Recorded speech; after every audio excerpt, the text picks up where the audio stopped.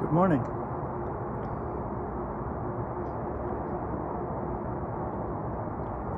Having my drink of coffee.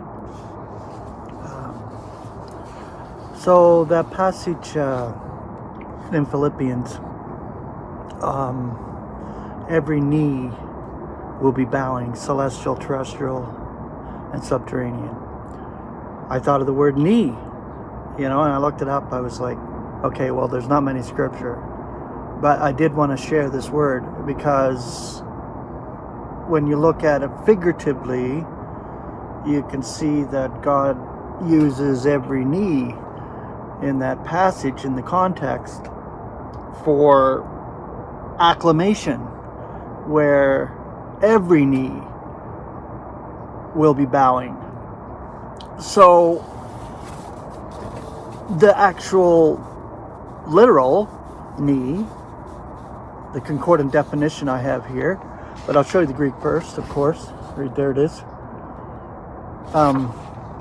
The joint connecting the upper and lower parts of the leg. That's the literal. The figurative is used in the passage in Philippians. But I'm going to share the 4 passages of scripture that I have. The last one is in Ephesians, but I'm going to share the whole context of it because it's just beautiful. The whole prayer that Paul gives us as believers that we need to be doing. And this is a figurative bowing the knee. The first one's Romans 11:4. But what is that which a prize is saying to him, I left for myself 7,000 men who do not bow the knee to the image of Baal. Romans 14:11. For it is written, living am I, the Lord is saying, for to me shall bow every knee, and every tongue shall be acclaiming God. And here's the passage in Philippians. Philippians 2:10. That in the name of Jesus, every knee should be bowing, celestial and terrestrial and subterranean. Now, I'm not sure, but it says knee, is that a literal knee? This is what I guess my question is. Is it figurative in the sense of the whole, or is it literal? Literal knees bowing. I could never figure that out, but if it's literal, then fine. If it's not, then fine. Maybe you can tell me. In that context, anyway. Ephesians 3:14 through 21. Now, this is the whole prayer, and it's beautiful. It's just amazing. On this behalf, am I bowing my knees to the Father of our Lord Jesus Christ. See, we don't do the ritualistic prayers of Christianity.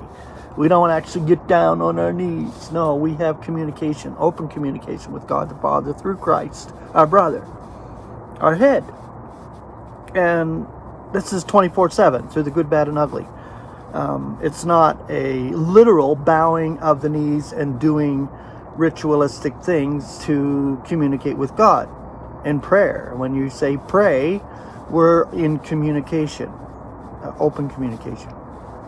But on this behalf am I bowing my knees to the Father of our Lord Jesus Christ, after whom every kindred in the heavens and on the earth is being named, that he may be giving you, in accord with the riches of his glory, to be made staunch with power, through his Spirit, in the man within, Christ to dwell in your hearts through faith, that you, having been rooted and grounded in love, should be strong to grasp, together with all the saints, what is the breadth and length and depth and height, to know the love of Christ, as well, which transcends knowledge, that you may be completed for the entire complement of God.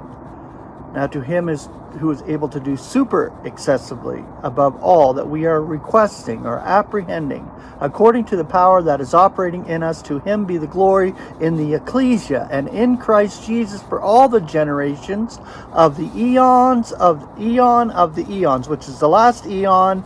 Amen.